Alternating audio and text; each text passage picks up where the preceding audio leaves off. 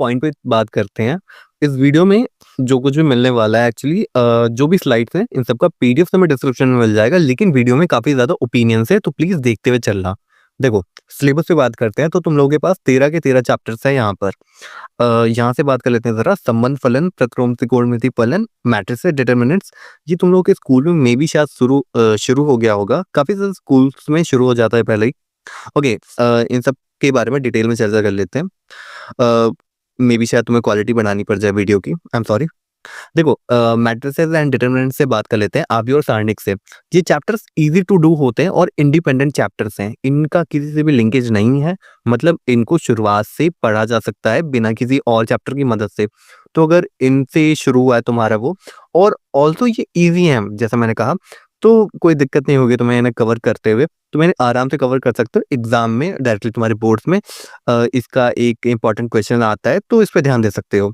And इसके जैसा एक और चैप्टर है जो कि वेक्टर्स है। नीचे तुम्हें 10th नंबर पे दिख रहा होगा, 10th और 11th चैप्टर, वेक्टर और vector algebra, sorry 3D vector, दोनों एक साथ जुड़े हुए हैं। मॉडरेट सा चैप्टर है और ये बाकी किसी चैप्टर से लिंक नहीं है, लेकिन हाँ 11th में जैसा कि वेक्टर्स पढ़ाई जाती है फिजिक्स के अंदर, तो अगर तुम्हें आती है तो तुम फेमिलियर हो उस चीज के साथ, तो यहाँ पर तुम्हें उतनी दिक्कत नहीं होगी। नहीं तो स्टार्टिंग में तुम्हें थोड़ा सा अजीब लग सकता है बस। ऑल्दो थोड़ी सी ज्योमेट्री वगैरह की चर्चा है, बट उतना कुछ खास नहीं है। तुम्हें अगर वेक्टर समझ आ रहा है बस, that is enough for you. और बात कर लेते हैं, ये पूरे पार्ट कैलकुलस के बारे में चर्चा कर लेते हैं। तो ये पूरा पार्ट कैलकुलस बोला जाता है, 5 से लेके 9 चैप्टर तक। सांतत्यता और अवकलनीयता से लेके डिफरेंशियल इक्वेशन, अवकल समीकरण तक। कंटिन्यूटी एंड डिफरेंशिएबिलिटी तुम्हारी 11th के लिमिट और डिफरेंशिएशन वगैरह से लिंक्ड है। तुम्हें वहां से आता है तो भी कोई बात नहीं है, बेसिक्स आ रहे हैं तो भी अच्छी बात है, नहीं तो यहाँ से भी बेसिक्स सीख सकते हो, कुछ ज़्यादा टफ नहीं पड़ेगा तुम्हें। एंड इसके बाद इसके एप्लीकेशन है, application of derivatives actually, and फिर इंटीग्रल्स एंड उसका application, and overall differential equation. ये पूरा पार्ट कैलकुलस बोला जाता है। ओके, तो ये थोड़ा सा मॉडरेट सा है, नहीं not kind of purely moderate. देखो, अगर पहली बात तो ये टाइम कंज्यूमिंग बहुत ज़्यादा है, और इसके लिए तुम्हें पिछले चैप्टर्स आने चाहिए, जैसे कि ट्रिग्नोमेट्री एक्चुअली तुम्हें पूरी 12th के लिए आनी चाहिए, काइंड ऑफ कह सकता हूँ। देखो, वैसे तो तुम्हें ट्रिग्नोमेट्री नहीं लगेगी इसमें एक्चुअली, बट स्टिल ट्रिग्नोमेट्री तुम्हें आनी चाहिए। ट्रिग्नोमेट्री पूरी 12th के लिए रिक्वायर्ड है, तो अगर तुमने अभी तक नहीं पढ़ी हुई तो प्लीज़ पढ़ लो। 12th में बहुत ज़्यादा ज़रूरी है ट्रिग्नोमेट्री। और बेसिक अलजेब्रिक मैनिपुलेशंस तो तुम्हें सीख जाओगे, या जैसे भी सीखोगे, लिमिट्स वगैरह की हल्की फुल्की आइडिया हो तुम्हें कैसे क्या होता है तो भी ठीक है, बट हाँ ओवरऑल ये पार्ट काफ़ी ज़्यादा स्कोरिंग होता है फर्स्ट ऑफ ऑल, तो तुम्हें ज़रूर इस पे ध्यान देना है। और हाँ, ट्रिग्नोमेट्री ज़रूर पढ़ लेनी है। शुरुआत से बात करते हैं संबंध और फलन से। ये इसके बारे में तुमने 11th में देखे होंगे चैप्टर्स, 3 चैप्टर्स होते हैं में भी, सेट्स, रिलेशन एंड फंक्शन। तो तुम्हें अगर उनके बेसिक्स पता है तो तुम्हारे लिए काफ़ी ज़्यादा हेल्प हो जाएगी। 12th के हिसाब से बोलूँ तो हाँ, इस पे इजी टू डू चैप्टर है, मतलब कंप्लीट करने में इजी है। इसके कि थोड़े से क्वेश्चंस मे बी कभी और ट्रिकी से लग सकते हैं अगर तुम्हें इसकी लैंग्वेज समझ नहीं आती है। ऑल्दो चैप्टर को यहाँ से भी स्टार्ट करके शुरू कर सकते हो, आई मीन 12th में भी अगर तुमने पहली बार पढ़ा है तो भी सीख सकते हो, लेकिन हाँ तुम्हें अगर बेसिक्स आते हैं तो तुम्हारे लिए ज़्यादा हेल्पफुल हो जाएगा। सेकंड में बात करें इनवर्स ट्रिग्नोमेट्री की, यानी प्रतिलोम त्रिकोणमिति फलन की। देखो, ये चैप्टर एग्जाम के हिसाब से बोलूँ, बोर्ड्स के हिसाब से बोलूँ, इजी टू मॉडरेट आता है और काफ़ी छोटा पड़ जाता है अपने रिड्यूस सिलेबस के हिसाब से। काफ़ी कम एक्सरसाइजेज हैं, तो हाँ इसके लिए ऑब्वियसली नाम में ट्रिग्नोमेट्री है तो ज़रूर ट्रिग्नोमेट्री तुम्हें आनी चाहिए। और जैसे मैंने कहा, तुम ट्रिग्नोमेट्री पहले से पढ़ के रख लो, क्योंकि पूरी 12th में तुम्हारे काम आने वाली है। ओके, बात करते हैं 12th चैप्टर लीनियर प्रोग्रामिंग पे। ये चैप्टर इस पे ज़्यादा वैसे तो नहीं एक्सप्लेन कर सकता तुम्हें, लेकिन हाँ इसमें समहाउ तुम्हें इक्वेशन से ग्राफ प्लॉट करना होता है, देन उनके बीच का एरिया निकालना होता है। ओके, सुन के जितना भी अजीब लग रहा हो, लेकिन हाँ एग्जाम में इससे केवल 1-2 टाइप के क्वेश्चन आते हैं, और हाँ 5 से 8 मार्क्स तक का क्वेश्चन आता है, तो काफ़ी ज़्यादा हेल्पफुल है। ये भी तुम्हें ज़रूर तैयार करना होगा, बट हाँ ये बाकी किसी से काइंड ऑफ कह सकते हो बिल्कुल लिंक नहीं है। अगर तुम ऊपर ऊपर से देखना चाहो तो किसी से भी लिंक नहीं है, तुम्हें कोई दिक्कत नहीं होगी। And at the end 13 chapter probability, प्रायिकता।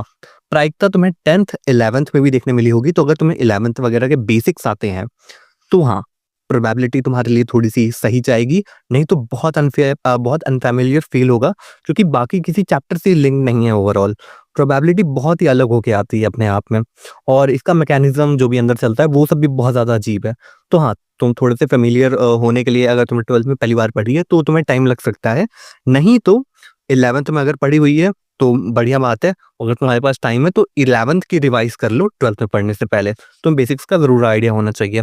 And as I will say कि सेट्स वगैरह के बेसिक्स ज़रूर पढ़ लेना, ट्रिग्नोमेट्री वगैरह ज़रूर आनी चाहिए। ये थोड़ा-सा इंडिपेंडेंट सा है। इनवर्स ट्रिग्नोमेट्री और ये, इनके बारे में थोड़ी-सी बात कर लेते हैं। एक्चुअली इसमें जो तुम इनवर्स वाला पार्ट देख रहे हो, ये कैलकुलस जो पूरा है, या सॉरी इनवर्स नहीं, आई मीन एप्लीकेशन वाला जो पार्ट देख रहे हो जी, एप्लीकेशन इसका और एप्लीकेशन इसका, इसमें तो एक्चुअली ग्राफ से रिलेटेड बात होती है।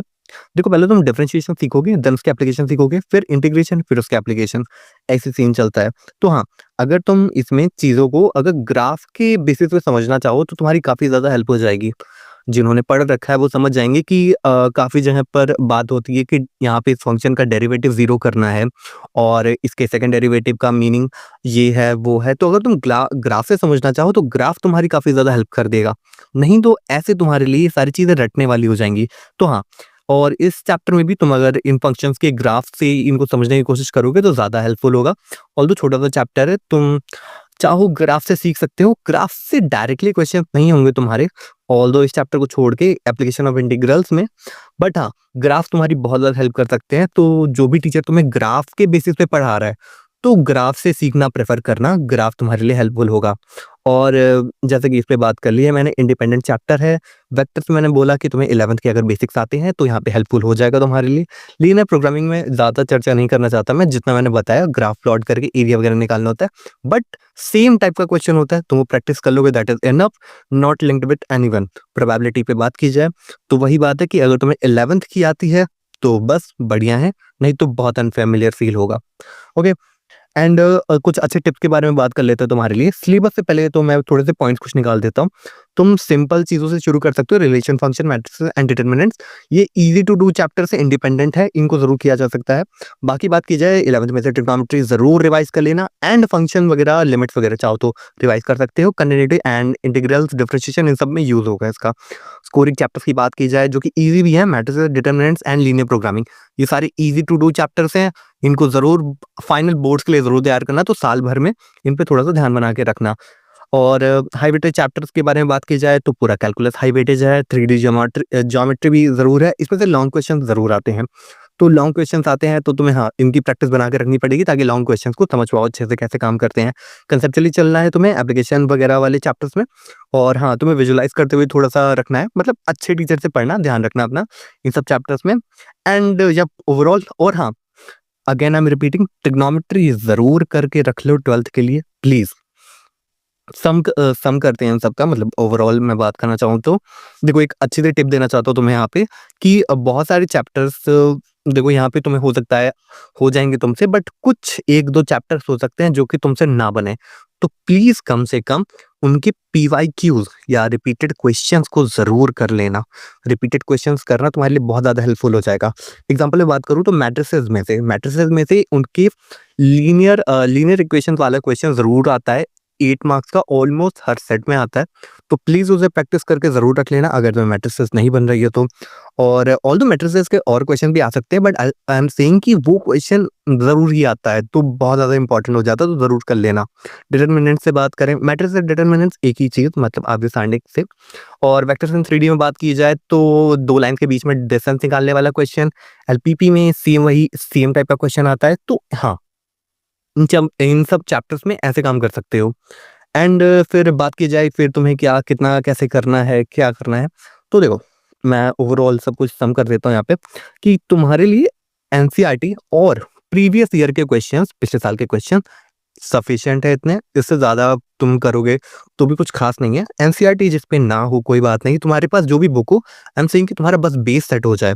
Although NCERT is good also, NCERT is easy too और गुड भी है, मतलब वैसे भी अच्छी है, बट और कोई बुक है, तुम टफ बुक कोई लगा रहे हो, बहुत अच्छी बात है, कोई बात नहीं। पीवाईक्यू ज़रूर करना, ज़रूर करना, क्योंकि 90% तो कम बोल रहा हूँ, 90% से ज़्यादा पीवाईक्यूज़ रिपीट करते हैं। और पीवाईक्यूज़ के लिए तुम ट्राई कर सकते हो अनसॉल्व्ड बुक्स का लेटेस्ट एडिशन सितंबर अक्टूबर तक आ जाता है। आई मीन जैसे इस साल के उसमें एक्चुअली पेपर्स होते हैं पिछले साल, के जो हुए होते हैं, जैसे मान लो 25 में पेपर हुआ तो वो 25 के सितंबर अक्टूबर तक ये अनसॉल्व आ जाएगी लेटेस्ट वाली। तो हाँ, तुम इसे ज़रूर बाय कर लेना, तुम्हारी बहुत अच्छी इन्वेस्टमेंट होगी। And I think all that is all for you. और हाँ, इस चीज़ का पीडीएफ तुम्हें डिस्क्रिप्शन में ज़रूर मिल जाएगा। यू कैन स्क्रीनशॉट, जो भी करना चाहो कर सकते हो। एंड यप, ऑल थिंग सब कुछ खत्म, वीडियो खत्म। Thank you for watching cuties. Okay, video खत्म and thank you for watching. Yup, this arrangement हो गया लॉट ऑफ टाइम। और लाइक वाइक करोगे तो मोटिवेशन मिलेगा, ऐसे एकदम खुश हो जाऊंगा मैं। ओके, बस that is over for you. और जो कुछ भी और चाहिए, आई डोंट नो कितने व्यूज़ आने वाले हैं इस पे, 2 3 5 6 जितने भी आने वाले हैं, आई विल मैनेज।